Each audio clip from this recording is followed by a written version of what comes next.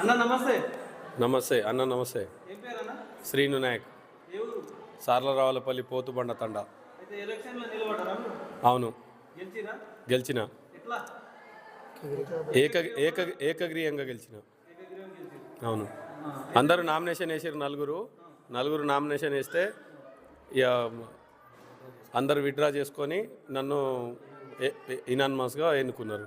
అయితే మీ ఊరికి ఇనామినస్గా మీకు ఏకగ్రీవంగా చేసినందుకు మీరు ఏం హామీ ఇచ్చారు? ఊరికి హామీ అంటూ అలా అని మేము మాట్లాడుకోలేదు.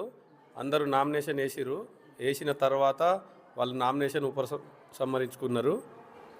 తద్వారా నేను మా మా గ్రామానికి గుళ్ళు లేవు, తండాలకు 4 తండాలకు గుళ్ళు లేవు. మా ఊరికి సార్లరావులపల్లి గ్రామ పంచాయతీలోకిన గుడి లేదు ఒకటి. ఆ గుళ్ళన్నీ తండాకి గుళ్ళు కట్టిస్తానని ప్రామిస్ చేశాను.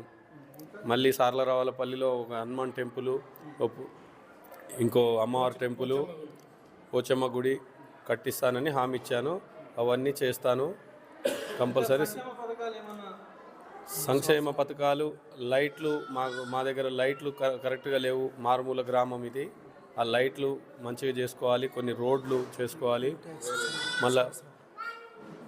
మళ్ళీ డ్రైనేజీ గినంగా కరెక్ట్ లేదు.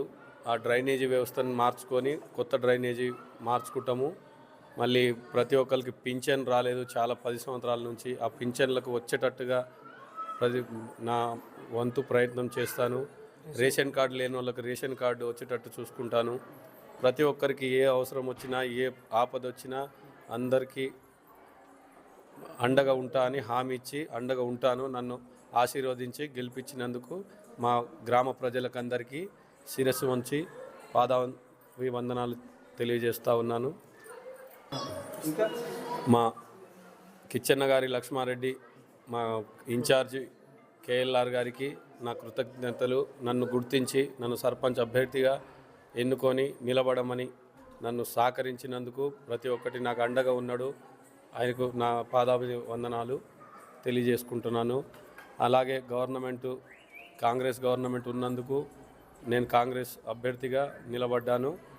కాంగ్రెస్ గవర్నమెంట్ ఉన్నందుకు మా ప్రజలిగినంగా కాంగ్రెస్ గవర్నమెంట్ ఉంటేనే బాగుంటుంది, కాంగ్రెస్ గవర్నమెంట్ మంచి పనులు చేస్తుందని చెప్పేసి మా రేవంత్ రెడ్డి గారి సీఎం గారి పట్ల చాలా సానుకూలంగా ఉన్నారు మా గ్రామ ప్రజలు. ప్రతి ఎలక్షన్లో ఇలాగే మాకు కాంగ్రెస్ పార్టీకి పట్టం కడతారని మా ప్రజలకందరికీ నేను నమ్ముతున్నాను. వాళ్ళకు మంచి చేస్తాను. ఎల్లవేళలా నైటు పగలు ఏ రాత్రి అయినా 24/7 ఎల్లవేళలా మా ప్రజలకు అండగా ఉండి వాళ్ళ సేవ చేస్తానని మనవి చేసుకుంటున్నాను.